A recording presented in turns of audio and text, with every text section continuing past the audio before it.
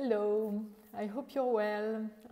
This is a summary of our quest for skills, strengths, abilities, behaviors, and superpowers. So this little video, a short video, is a summary of the work we have done with my students of strategic design and management at Parsons. They are in senior year. And we have worked together to investigate their skills, their strengths, and their superpower. So the first tool that we have used is to set an intention for our class. Our class is called Navigating the Field. So we have, and you have students worked on this chart that I show on the screen at the moment, which helped you describe your strengths, what you believe you consider your strengths.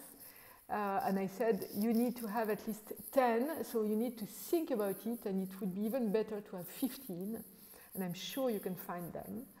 So list these 15 skills, strengths that define your abilities. Then I asked you to list your areas for improvement, and only a few of them, maybe 3, maximum 5. And then to summarize and write what you want to learn, what you want to develop, what is your intention for our work together. And it's a very good way to fix yourself 1 or 2 intentions to develop throughout this class. Okay, so a lot of strengths, at least 15, and it's really important to, take time to think about it. Then few areas for improvement, and usually the biggest, we find them very easily because we know them very well. And then set your intention, formulate your intention. I want to blah, blah, blah. Maybe I want to reinforce my top skill, which is blah, blah, blah. Okay? So that's first point, discovering, uncovering, and having the courage to label your strengths. The second tool we are using is what I call a skill tracker, and it's in 2 different charts. The first chart is a list of experience, a professional experience, volunteer experience, studying experience that you had already. List them, and then on the right-hand side of the chart, you make a summary, you write a summary of what skills did you develop through this experience. For instance, in this internship, in this company, I developed the capability to listen precisely to my manager and to deliver on time. Another example is in this CRM experience, real experience from a student last year or 2 years ago. In this CRM experience in a marketing team, I learned how to manage a database of customers, classifying the customers by very big, small, and prospect. That's a skill. Okay? So the second point is really to go through maybe 3, 4, 5 experiences and list the skills you have developed, you have learned through this experience. Or the skills that you have used as well, because sometimes it's abilities that you had already that you used for this to deliver in this experience. The third way to investigate your skills is to do the opposite. So it's with this chart that I show on the screen. You have the skills on the left. So you write some top skills that you have identified in the previous chart, and then you just list a few examples where you can you demonstrated this skills, this ability. So this makes you a consistent list of skills, and if you tell a professional during an interview, a job interview for instance, I have these skills, I know about CRM for customers in a luxury business. You have in mind the different experience that you are going to tell to support your the skill you have mentioned. Another way to go further is to look for superpowers. What is a superpower? So for this you need to go back into yourself and to reflect on an experience where you felt you were doing something and it was so easy, so interesting, so you were passionate. You had this impression of being powerful, of having a great confidence in your capacity to work on this topic. It's an experience of flow. What we call flow is this moment where we are doing exactly what we know how to do, where we feel comfortable, where we feel powerful, and we can make it, and we are convinced that we are going to make it in a very, very relevant way, useful way. Okay, so this is the flow. So when you think about this moment of flow, you will identify what feels effortless, what makes you forget time. When do you feel so powerful, fearless, I would say? What are the areas of excellence that others give you as a feedback?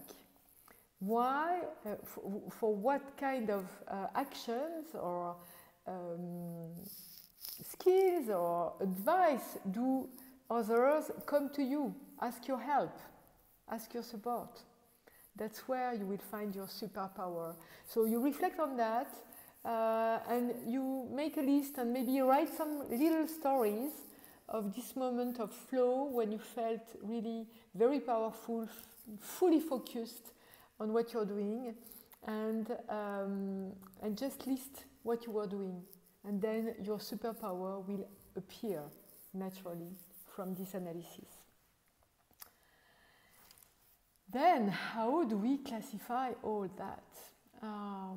So to classify, we have two ways to classify the skills, two, I would say, usual ways. One is to say, okay, there are hard skills and soft skills. Hard skills are things that are very concrete, usually that we can learn and develop, that we learn in our studies, and that are related to what we do, and what we do. And soft skills are related to how we do things, and especially how do we behave with ourselves and with others. So hard skills and soft skills. For example, being good at mathematics, or having abilities to work on CRM and database is hard skills. Having facilities, being comfortable linking with others and speaking to someone you don't know is a soft skill. So it's a way to relate to others and to behave. The way you behave under stress as well, for instance, is a soft skill. So that's hard skills and soft skills. Another way is to classify the skills in three different categories. And this is very well explained in the book of Richard Bowles, What Color is Your Parachute?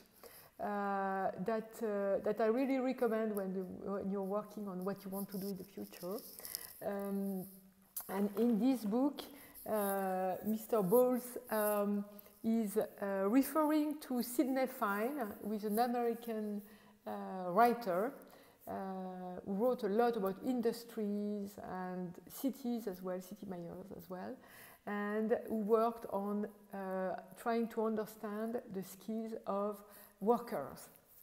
And he created these three categories. First category is functional skills, usually described by verbs, active verbs like constructing, creating, researching, painting, analyzing, teaching, illustrating, designing, etc. So functional skills, usually transferable,